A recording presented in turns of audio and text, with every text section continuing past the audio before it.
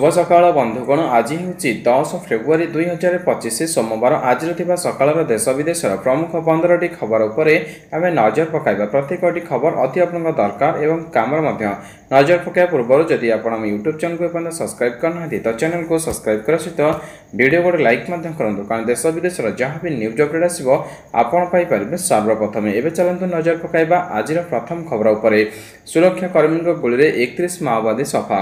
सुरक्षाकर्मी को मिली बड़ सफलता। छत्तीसगढ़ बीजापुर जातीय उद्यान अंचल सुरक्षाकर्मी गुली 31 माओवादी निपात होती। रविवार सकाळु सुरक्षाकर्मी और माओवादी मध्य गुली विनिमय आरंभ होता बेले प्रथम सुरक्षाकर्मी गुली 12 जन माओवादी मृत्यु घटवा सूचना मिलता। अंचल में आहरी अधिक माओवादी लुचि रही सन्देह कर सुरक्षाकर्मी सर्च ऑपरेशन जारी रही। अपरपक्षे यह गुली विनिमय 2 जन जवान शहीद होती। एसह 2 जवान गुरुतर भाव आहत होती। परवर्ती खबर देखा February 15 sir ration card e-KYC समय सीमा।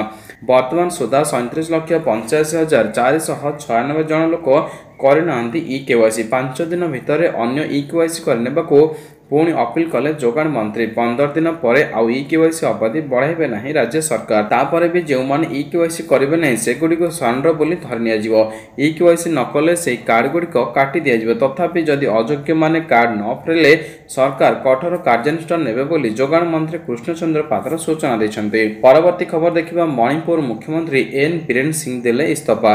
मणिपुर में विगत दिन गुड़िक चली आसुवा हिंसा मध्य वर्तमान एक बड़ खबर सामना को आसी। इम्फाल स्थित राजभवन में राज्यपाल अजय कुमार भल्ला भेटा पर एन बीरेन सिंह राज्यपाल अजय कुमार भल्ला को निजर इस्तफा पत्र प्रदान करते। पूर्व एन बीरेन सिंह रविवार दिल्ली में केंद्र गृहमंत्री अमित शाह को भेटी। परवर्ती खबर देखा दिल्ली मुख्यमंत्री पदर इस्तफा देले आतिश मार्लेना। दिल्ली विधानसभा निर्वाचन में आम आदमी पार्टी पराजय पर दिल्ली मुख्यमंत्री पदर रविवार इस्तफा देते आतिश मार्लेना। राजभवन में पहुंची विधिवत भाव से इस्तफा देते। से उपराज्यपाल को भेटी इस्तफा पत्र प्रदान करते। अरविंद केजरीवाल मुख्यमंत्री पद छाड़ा पर गत वर्ष 21 सेप्टेम्बर दिल्ली मुख्यमंत्री भाव आतिशी शपथ लेते। आतिशी दिल्लीर तृतीय महिला मुख्यमंत्री होते। परवर्ती खबर देखा 2026 मार्च 31 सुधा नक्सल मुक्त होगा भारत। छत्तीसगढ़ में 31 नक्सल मृत्यु पर बड़ कथा कहले गृहमंत्री अमित शाह। सोशल मीडिया रे नक्सल मृत्यु घटना संपर्क लिखि निज संकल्प को पुणी दोहराई।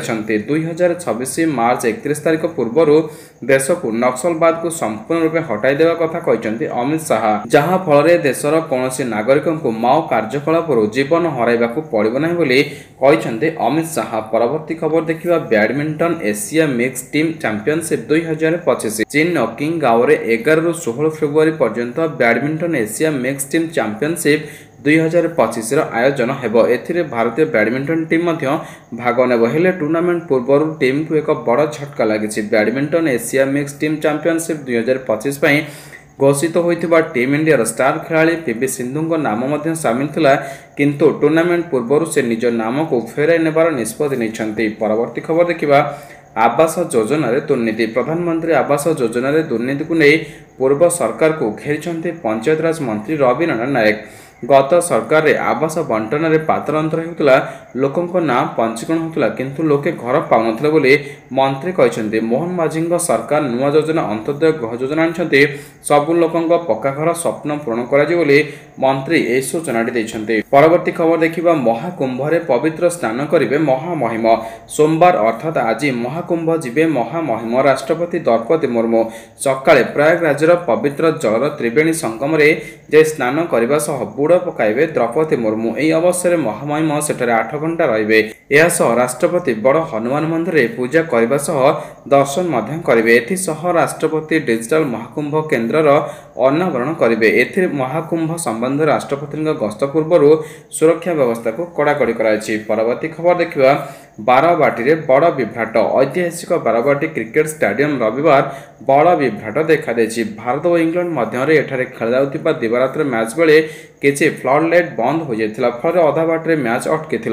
मैच अटकिबा पर भारतीय टीम अधिनायक रोहित शर्मा विरक्ति प्रकाश करते। स्टेडियम में प्राय 50,000 दर्शक क्षोभ प्रकाश करते। परवर्ती खबर देखा रोहित शर्मा को मन रखिए बारवाटीर दर्शक। बारवाटी क्रिकेट स्टेडियम रे भारतीय टीम अधिनायक रोहित शर्मा शतक हासिल कर से इंग्लैंड विपक्ष द्वितीय दिनिकिया अंतर्जातीय मैच रे यह शतक हासिल कर 76 बॉल खेली 9टी चौका और गोटे छक्का बल विशाल शतक हासिल कर 32तम दिनिकिया अंतर्जातीय शतक। परवर्ती खबर देखा कर्मचारी को छटई कर Meta. Mark Zuckerberg company Meta आसंता सप्ताह यार छटई आरंभ कर। कंपनी जो कर्मचारी मान छटई कर सोमवार अर्थात आज सका इमेल पठाइब। जुक्तराष्ट्र अमेरिका समेत अधिकांश देशर मेटार कर्मचारी माने छटई हेबे। एक रिपोर्ट अनुसार मेटा 36 कर्मचारी को छटई कर तेबे जर्मनी, फ्रांस, इटाली और नेदरलैंड्स रे कार्यरत कर्मचारी माने ए छटईर बाद पड़े। परवर्ती खबर देखा मोदी अमेरिका फेरिले नुआ मुख्यमंत्री शपथ। दिल्ली विधानसभा निर्वाचन में आम आदमी पार्टी शोचनीय पराजित होबार दिनक पर मुख्यमंत्री पदर आतिश इस्तीफा देइछन्ति। नुआ सरकार गढ़ावा पर्यंत विदायी मुख्यमंत्री को उक्त पद रहिबाको सक्सेना कहितबा तांको कार्यालय पक्षरु सूचना दियाछि। प्रधानमंत्री नरेंद्र मोदी अमेरिका गस्तर फेरिबा परे आसंता सप्ताह रे भाजपा सरकार गठन पई दाबी उपस्थापन करे बोली आशा कराउछि। प्रति खबर देखिबा महाकुंभ रे असंभाळ भिड़। प्रयागराज महाकुंभ बुड़ लगे रविवार भी असंभाळ भिड़। कानपुर हाईवे रे पाखापाखि 30 किलोमीटर जाए ट्रैफिक जाम जोगु हट यात्री बाध्य होई चली चली जाउछन्ति श्रद्धालु। परिस्थिति एपरी होइछि जे शेष में ब्यारिकेड भांगी संगम तटरे पहुंचले श्रद्धालु। ए नै क्षोभ प्रकाश करछन्ति अखिलेश यादव। पूर्व मौनी एकादशी महाकुंभ रे प्रबल भिड़ होबारु दलाचकटा परिस्थिति देखा देथिला। परवर्ती खबर देखिबा फ्रांस एवं अमेरिका गस्तरे जिबे प्रधानमंत्री मोदी। प्रधानमंत्री नरेंद्र मोदी आज फ्रांस और अमेरिका गस्तरे जिबे। पेरिस रे श्री मोदी फ्रांस राष्ट्रपति इमानुएल मैक्रोन कृत्रिम बुद्धिमत्ता शिखर सम्मेलन अध्यक्षता करेंगे। एक गस्त उभय देश मध्य अर्थनैतिक और वाणिज्यिक संपर्क को प्रोत्साहन हेबो। भारत और फ्रांस मध्य उत्तम अर्थनैतिक संपर्क रही 700 अधिक फ्रांस कंपनी भारत में कार्य कर। परवर्ती खबर देखिबा आरंभ है देवरकुंड मेला। आरंभ होइछि भद्रकर प्रसिद्ध देवरकुंड मेला।